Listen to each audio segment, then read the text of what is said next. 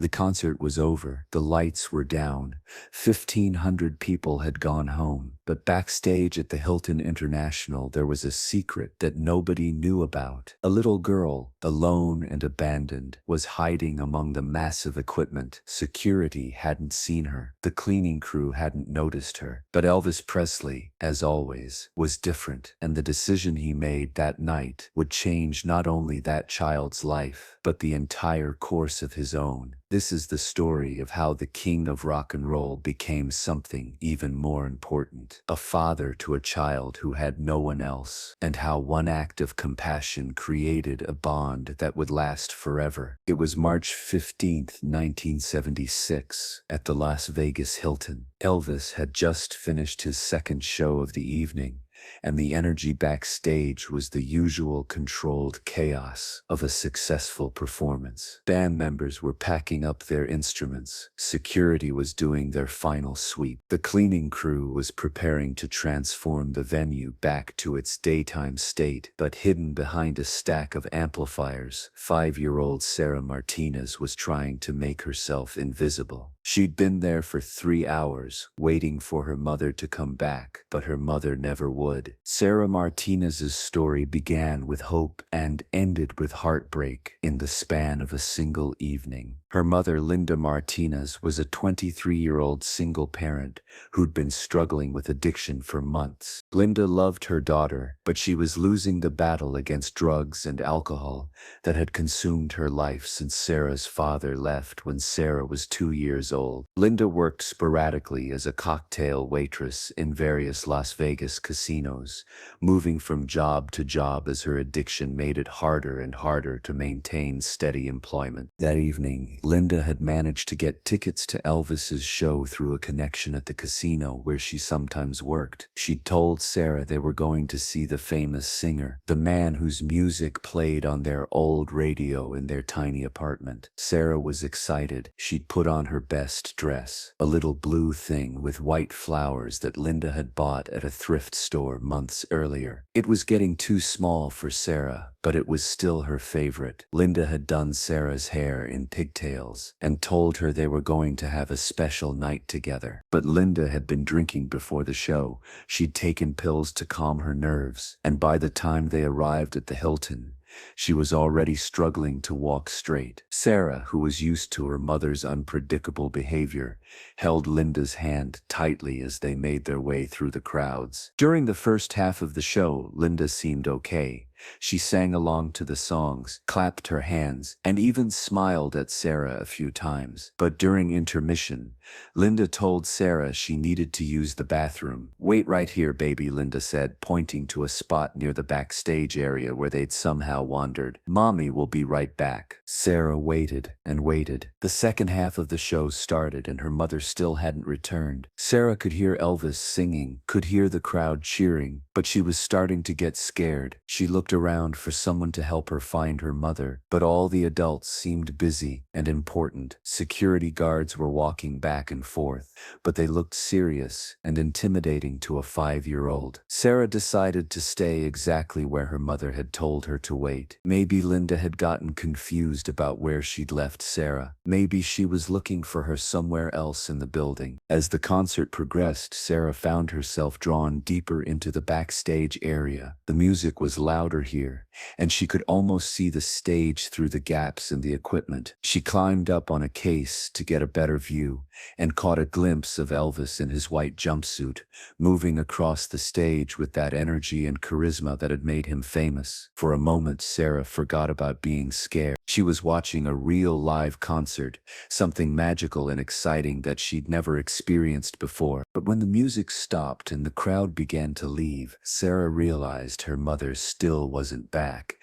The backstage area was getting busy with people packing up equipment and cleaning. Sarah tried to ask a few people if they'd seen her mother, but they were all focused on their work. One security guard told her she shouldn't be backstage and needed to find her parents. But Sarah couldn't find her parents because she only had one parent, and that parent had disappeared. Scared and confused, Sarah found a hiding spot behind some large speakers where she could see what was going on, but stay out of the way. She'd been taught by her mother's erratic behavior to be good at making herself invisible when adults were acting unpredictably. Sarah pulled her knees up to her chest and waited some more, sure that Linda would eventually remember where she'd left her daughter and come back. But as the minutes turned into hours and the venue grew quieter and emptier, Sarah began to realize that something was very wrong. Elvis Presley was exhausted but satisfied as he made his way through the backstage corridors toward his dressing room. The show had gone well, the crowd had been responsive, and he was looking forward to unwinding before heading back to his suite. He changed out of his jumpsuit and into more comfortable clothes, but he was still wearing the gold sunglasses that had become part of his signature look. The venue was mostly empty now, just the essential crew finishing their cleanup and security doing their final rounds. As Elvis walked through the equipment area, something caught his eye, a small object on the floor that didn't belong. He bent down and picked up a tiny hair ribbon, blue with white polka dots. It was clearly a child's hair accessory, but what was it doing back here? Children weren't usually allowed in the backstage area, and certainly not without supervision. Elvis looked around, wondering if perhaps the ribbon had fallen out of someone's equipment case,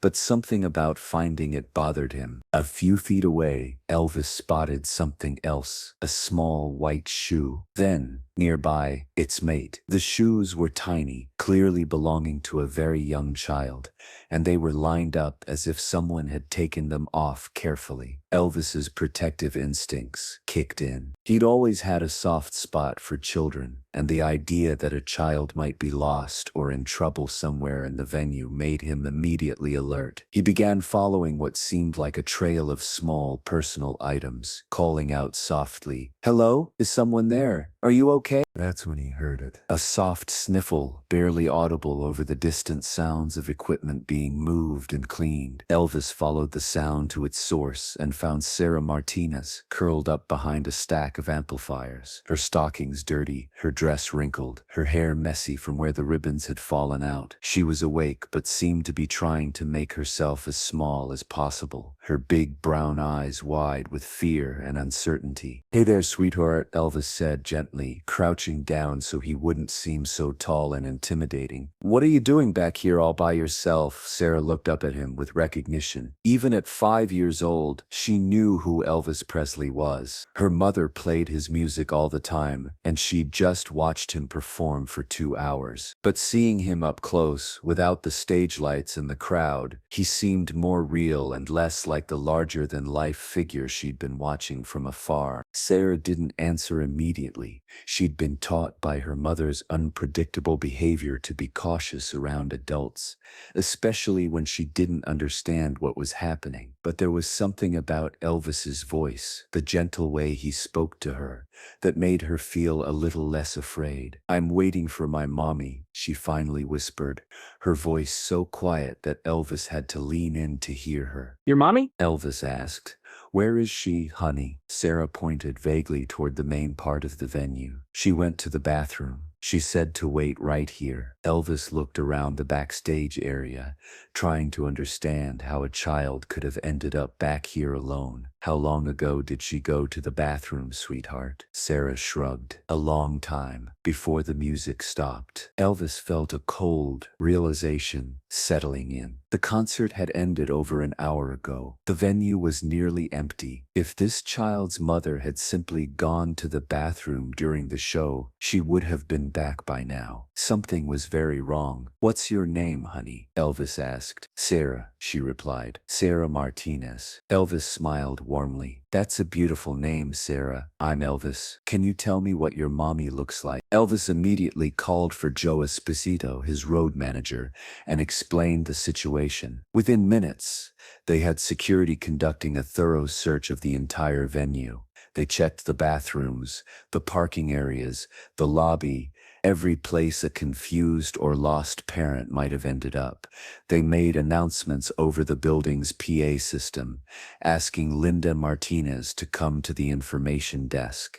They even checked with the local hospitals, thinking perhaps Sarah's mother had suffered some kind of medical emergency. While the search was ongoing, Elvis stayed with Sarah. He brought her to his dressing room, where she could sit comfortably while they figured out what had happened. Sarah was clearly hungry and thirsty, so Elvis asked his assistant to bring her some food and juice. As Sarah ate, Elvis gently asked her questions about her mother, trying to piece together what might have happened. Sarah's answers painted a picture that made Elvis increasingly concerned. Does your mommy take special medicine? Elvis asked carefully. Sarah nodded. She takes pills that make her sleepy sometimes, she said, and she drinks from bottles that smell funny. Elvis and Joe exchanged worried glances. Has your mommy ever forgotten where she put you before? Elvis asked. Sarah nodded again. Sometimes she forgets things, but she always comes back. The innocence in Sarah's voice, her absolute faith that her mother would return, broke Elvis's heart. Security reported back that they'd found Linda Martinez's purse in the women's bathroom,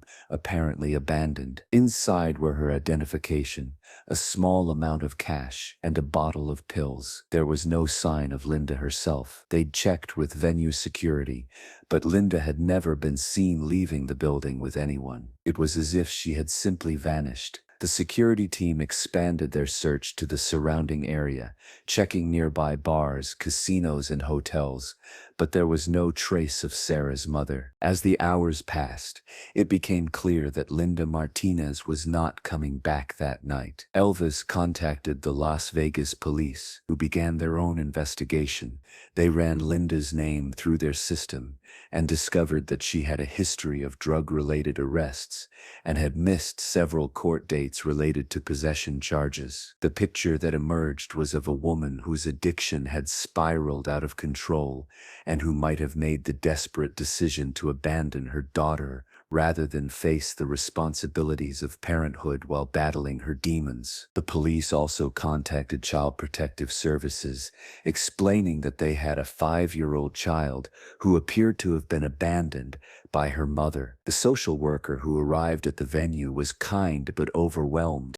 Las Vegas CPS was dealing with dozens of cases, and their emergency foster care system was already strained. The best they could offer immediately was placement in a temporary group home until they could conduct a full investigation and find more suitable arrangements. Elvis watched as the social worker explained to Sarah that she would be going to a special place where other children stayed when their parents couldn't take care of them. Sarah didn't really understand what was happening, but she could sense that the adults around her were worried and sad. "When will my mommy come get me?" she asked. The social worker gave the standard careful answer, "We're going to do everything we can to find your mommy, sweetheart." But Elvis could see in the social worker's eyes the same thing he was thinking. Linda Martinez might never come back. Her addiction, her history with the law, and the fact that she'd abandoned her daughter suggested that she might be running from more than just parental responsibility. Sarah might be about to enter the foster care system with very little chance of being reunited with her mother. As Elvis watched the social worker prepare to take Sarah away to an emergency foster placement, something inside him rebelled against the idea. This little girl had already been abandoned once that day. Now she was going to be handed off to strangers again, placed in an institutional setting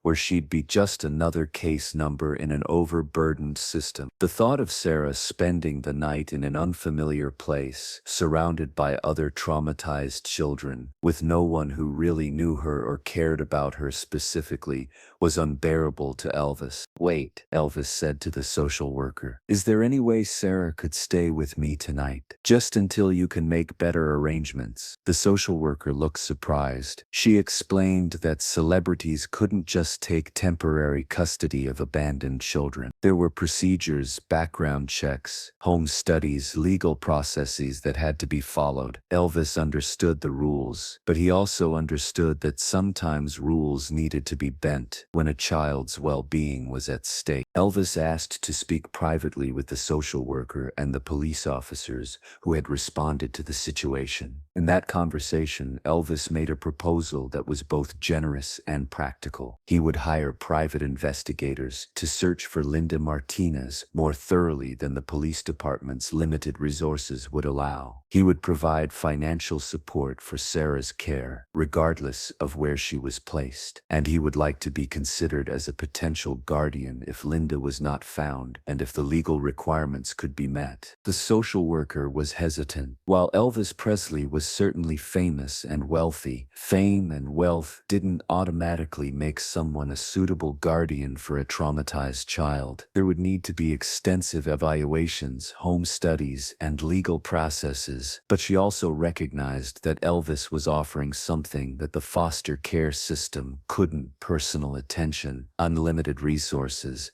and genuine concern for one specific child's welfare. After several phone calls to supervisors and attorneys, a temporary arrangement was reached. Sarah would stay in Elvis's care for the weekend, under the supervision of a CPS caseworker who would check on her daily. This would give the authorities time to conduct a more thorough search for Linda Martinez and to begin the process of evaluating Elvis as a potential guardian if other options didn't materialize. When the social worker explained to Sarah that she would be staying with Elvis for a few days, the little girl's face lit up for the first time since she'd been found. "Really?" she asked. "I can stay with Elvis?" The simplicity of her joy, her ability to find happiness in the midst of such a traumatic situation, reinforced Elvis's conviction that he was making the right decision. That night, Elvis brought Sarah back to his suite at the Hilton. It was surreal, taking care of a 5-year-old in the penthouse where he usually entertained friends, held business meetings, and relaxed between shows. But Elvis found himself naturally falling into a caretaking role. He helped Sarah take a bath, found one of his t-shirts for her to sleep in since her dress was dirty, and ordered room service to bring child-appropriate food for dinner. As Sarah ate, she began to open up about her life with her mother. She told Elvis about their tiny apartment, about how her mother would sometimes sleep for days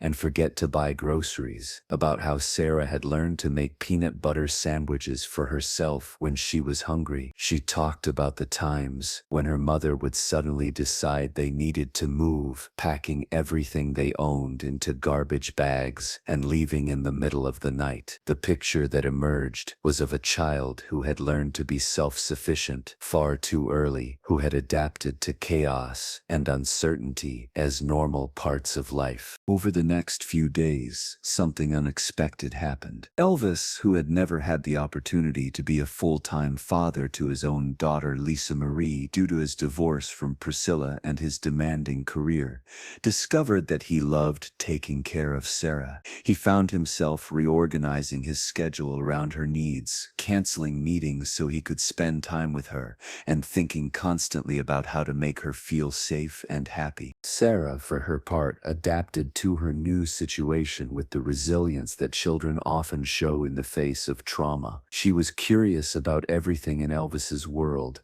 the fancy hotel suite, the room service meals, the way people treated Elvis with such respect and attention. But what seemed to matter most to her was that Elvis paid attention to her. He listened when she talked, played games with her, and made her feel like she was important. The private investigators Elvis had hired were working around the clock to find Linda Martinez, but the news wasn't encouraging. Linda had apparently left Las Vegas the night she abandoned Sarah, possibly heading to California, where she had some distant relatives. But she'd taken no money, except what was in her purse, had left most of her belongings in the apartment she'd been renting, and had given no indication to anyone about where she was going or when she might return. Meanwhile, Child Protective Services was conducting their evaluation of Elvis as a potential guardian. The process was complicated by Elvis's celebrity status, his unconventional lifestyle,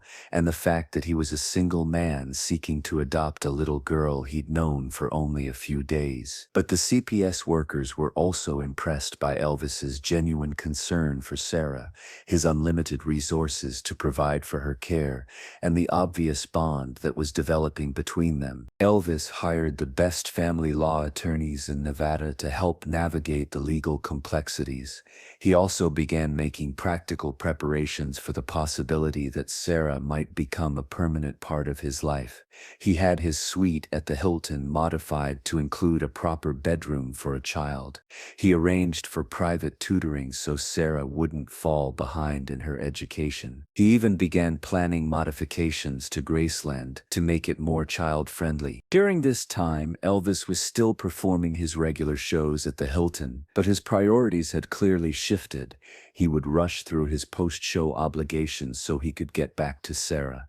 He brought her to some of his rehearsals, where she would sit quietly and watch him work with the band. The musicians were charmed by Sarah's presence and began teaching her about their instruments. Sarah began calling Elvis Papa Elvis, a name that seemed to perfectly capture their unique relationship. She wasn't his biological daughter, and their bond had formed under unusual circumstances, but there was genuine love growing between them. Elvis would read to Sarah before bed, help her with the educational activities the tutors provided, and spend hours answering her endless questions about his life and career. 3 weeks after Sarah was found, the legal situation became more complicated. Linda Martinez's sister in California contacted authorities to say that Linda had appeared at her house, incoherent and clearly under the influence of drugs. The sister had tried to convince Linda to return to Las Vegas to get Sarah, but Linda claimed she couldn't take care of a child anymore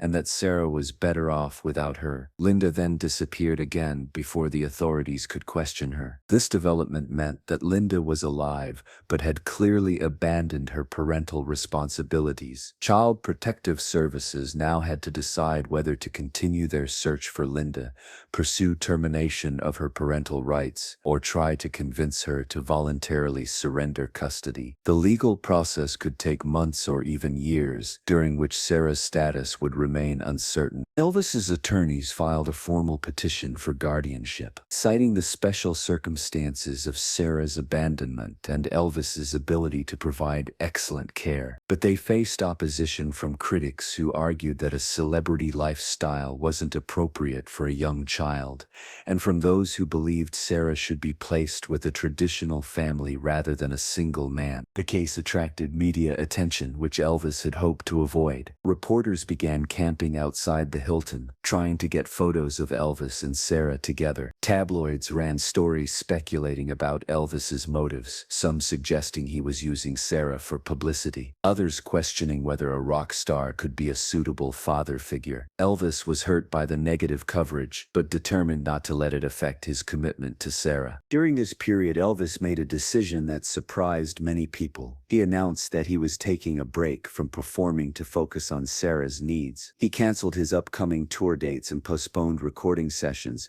stating that being a guardian to Sarah was more important than any professional obligation. This decision cost him millions of dollars and disappointed thousands of fans, but Elvis never wavered in his commitment. The court hearings were difficult and emotionally draining. Elvis had to testify about his lifestyle, his ability to provide a stable home environment, and his motivations for wanting to become Sarah's guardian. Sarah, despite her young age, was also interviewed by child psychologists to assess her feelings about staying with Elvis versus being placed elsewhere. After 2 months of legal proceedings, investigations, and evaluations, the court reached a decision. Linda Martinez had been located again, this time in a rehabilitation facility in Arizona. She was willing to meet with a social worker and discuss Sarah's future, but she made it clear that she felt unable to resume parental responsibilities. She was struggling with her addiction and believed that Sarah deserved better than what she could provide. In a closed hearing, Linda formally agreed to surrender her parental rights with the condition that she be allowed to send letters to Sarah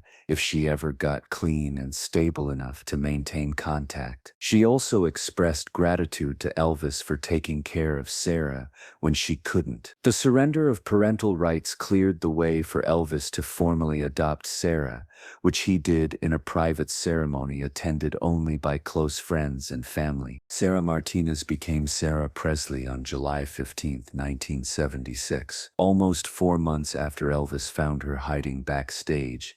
The adoption was finalized with minimal media coverage, as Elvis had requested privacy for the proceedings. Sarah seemed to understand that something important had happened, though at 5 years old, she didn't fully grasp the legal significance of the adoption. What she did understand was that Elvis was now officially her father, and that she would never have to worry about being abandoned again. Elvis made significant changes to his life to accommodate his new role as Sarah's father. He bought a house in Las Vegas so Sarah could have a stable home base while he was performing at the Hilton. He reduced his touring schedule and turned down several lucrative opportunities so he could spend more time with Sarah. He also hired a full-time nanny and tutor to ensure that Sarah received proper care and education. Sarah thrived in her new life with Elvis. She was enrolled in a private school in Las Vegas, where she quickly made friends and excelled academically. Elvis attended every school event he could,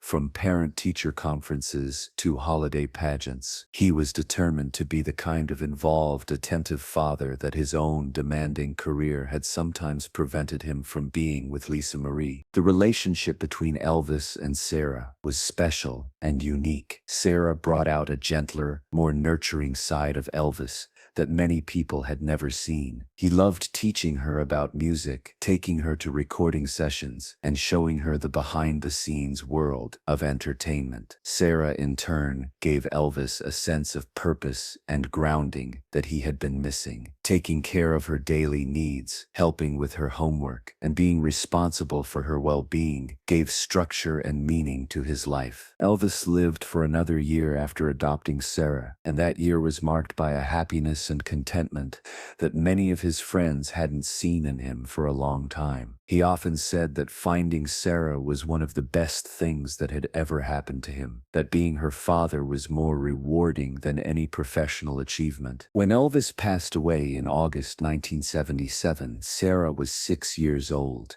The loss was devastating for her, but Elvis had made provisions in his will to ensure that she would be taken care of.